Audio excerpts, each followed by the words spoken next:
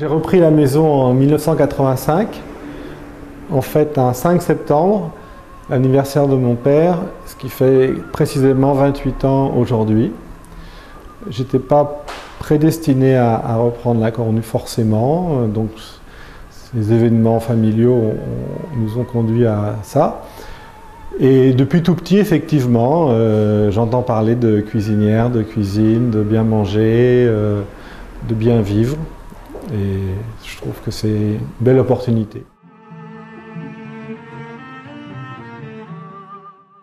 La création de la maison s'est faite autour d'un brevet qui s'appelle le four-voûte, donc un four particulièrement performant qui fonctionnait au gaz, que mon grand-père donc avait mis au point avec un ingénieur.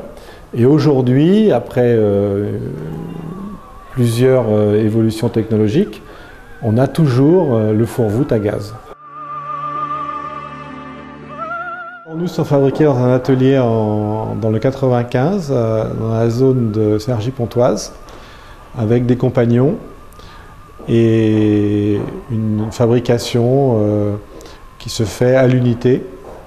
Le grand principe chez la Cornue, c'est que quand vous commandez la cuisinière, elle n'existe pas.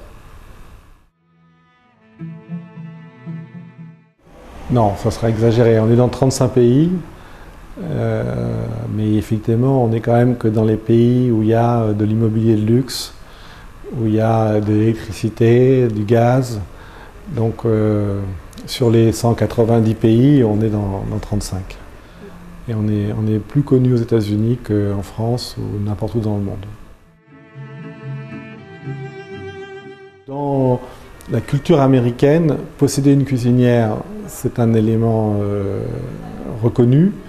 Et donc il y a un énorme marché. Il se vend des dizaines de milliers de cuisinières aux États-Unis. Et dans ce marché, on a le dernier segment du produit de luxe. Donc on est vraiment reconnu aux États-Unis comme la best cuisinière disponible. Alors dans notre clientèle, on a énormément d'hommes. On a même une majorité d'hommes. C'est un jouet. Quand on a acheté sa voiture, sa moto et sa montre, il faut acheter autre chose, on achète sa cuisinière. On a la chance d'avoir des clients multipropriétaires, mais c'est parce qu'ils sont multipropriétaires de propriété. Mais au contraire, on a très souvent des clients qui nous disent « j'ai la Cornue qui a 25 ans, je l'échangerai pour rien au monde contre une neuve ». Donc on est tout à fait dans la version opposée. On s'habitue à sa Cornue, on l'aime en tant que tel et en aucun cas on aurait envie de l'échanger contre une neuve. En ce moment, on a une collection d'une 60-70 pièces qui sont effectivement entreposées et non pas présentées. Peut-être qu'un jour, on créera un lieu, mais on s'y prépare doucement.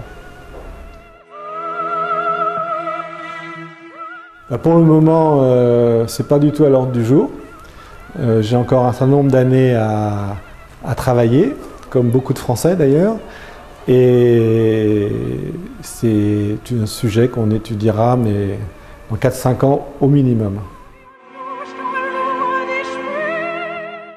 J'aime beaucoup l'électro grâce à mon fils. Et j'aime beaucoup le classique grâce à ma compagne. Donc c'est les deux. Bon, dans le classique, on peut en parler de beaucoup de choses différentes. Mais j'aime beaucoup les musiques extrêmement contemporaines, C2C pour prendre un exemple récent, ou le classique, le piano. On a été écouter Brahms il n'y a pas longtemps, c'était fantastique. Le monde virtuel, il est fantastique, mais que le monde réel de cuisiner pour une jolie femme et de passer une bonne soirée, c'est quand même mieux.